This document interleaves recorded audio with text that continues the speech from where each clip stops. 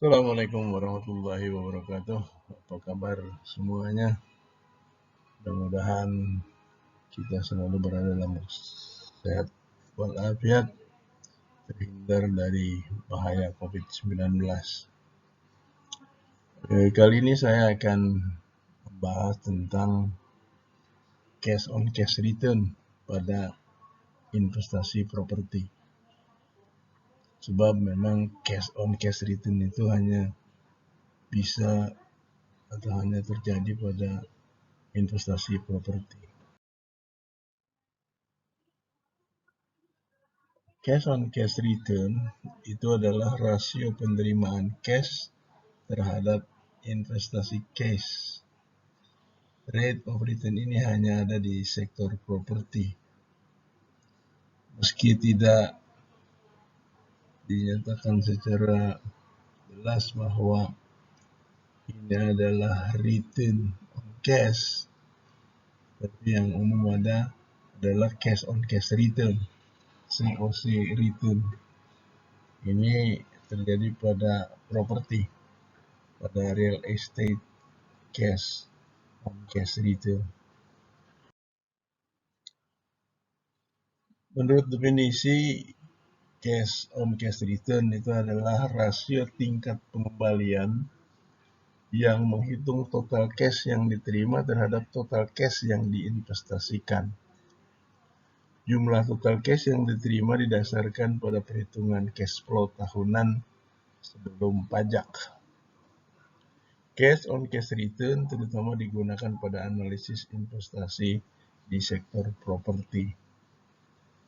Cash on cash return tidak memasukkan hutang dan hanya memperhitungkan jumlah cash yang diinvestasikan. Dengan begitu, investor dapat memperoleh gambaran suatu kinerja yang lebih tepat dari investasinya. Jadi berapa yang dia keluarkan, berapa cash yang dia keluarkan, berapa cash yang dia peroleh. Dalam prosesnya tentu ada proses misalnya ada pinjaman dan sebagainya, itu sudah dihitung hanya cashnya saja. What is cash on cash return? Apa sih cash on cash return itu dan bagaimana menghitungnya? Tadi sudah disampaikan bahwa cash on cash return menurut definisi COC return adalah ukuran yang menghitung tingkat return dari suatu properti yang mempertimbangkan metode-metode penghitungan finansial. Jadi COC return itu ada annual pre-tax cash flow dibagi total cash investment dikali 100%. Karena cash flow sebelum pajak digunakan di dalam perhitungan, memang ini harus hati-hati juga dengan perlakuan pajak di dalam investasinya. Jika COC rendah dan pajak tinggi bisa jadi menghilangkan potensi penerimaan. Contoh cash on cash return. Misalkan suatu perusahaan memutuskan untuk membeli lahan komersial seharga 1 juta US dollar. Untuk itu perusahaan membayar DP sebesar 200.000 dan sisanya dikredit sebesar 800.000. Selain cash yang dikeluarkan untuk DP, perusahaan juga perlu mengeluarkan dana sebesar 20.000 US dollar untuk membayar berbagai fee. Perusahaan akan menyewakan ruangan untuk berbagai bisnis.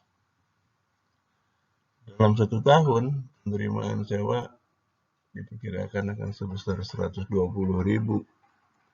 Tetapi tentu karena dia ada cicilan 800.000 US dollar, maka dia harus membayar cicilan pokok dan bunga sebesar 30.000.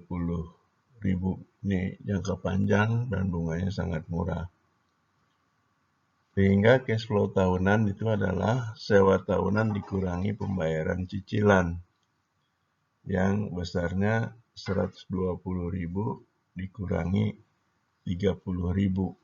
Jadi cash flow yang masuk, cash masuk itu 90.000. Lalu cash yang diinvestasikan hitungannya begini.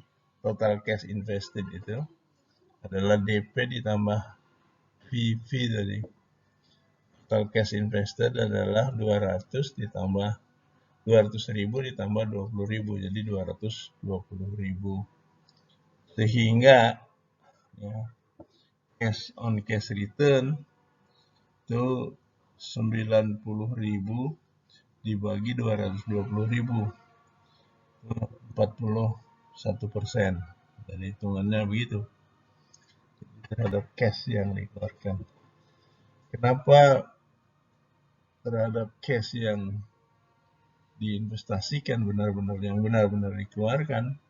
Itu karena pada sektor properti kita bisa mengeluarkan cash, uang tunai bisa 10%, bisa 20%, ya. Karena biasanya diperlukan down payment sebesar 20% tambah biaya-biaya yang lain. Sehingga itu yang memungkinkan hitungan cash on cash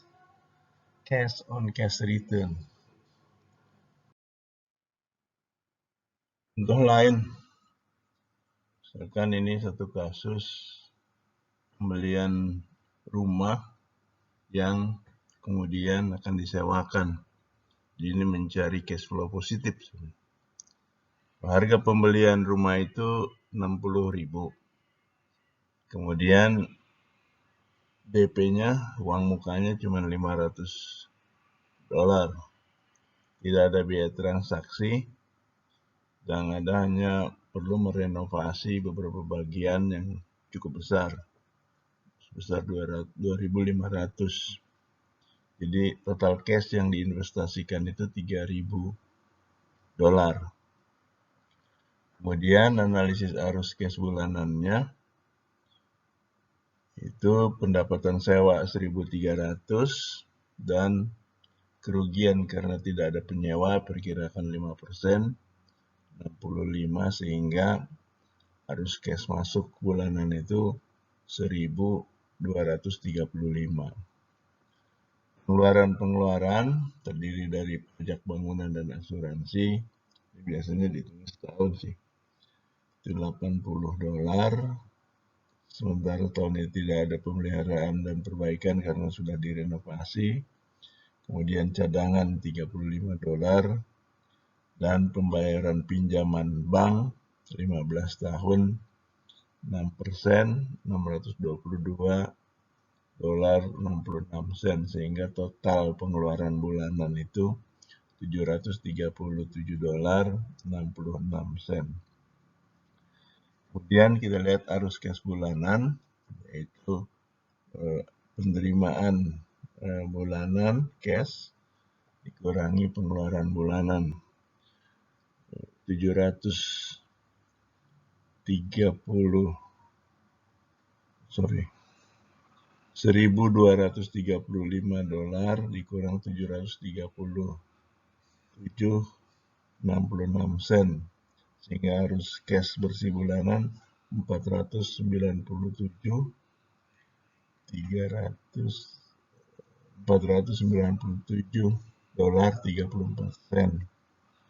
penerimaan cash bersih jadi 5.968,8 sehingga cash on cash return, penerimaan cash dibagi dengan cash yang diinvestasikan itu $5.968 dibagi $3.000 sama dengan 198%.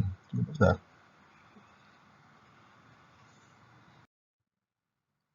Demikian pembahasan kita tentang cash on cash return pada investasi properti. Mungkin pada investasi lain itu juga dikenal ada return on investment, ada return on asset, ada return on equity. Meski tidak disebut ini adalah return on cash, karena terkenal cash on cash return, sebenarnya by definition mestinya sama, return on cash. Baik,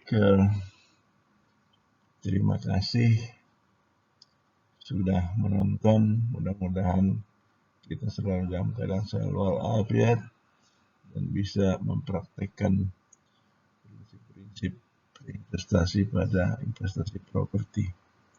Sampai jumpa di video-video yang lain. Terima kasih. Assalamualaikum warahmatullahi wabarakatuh.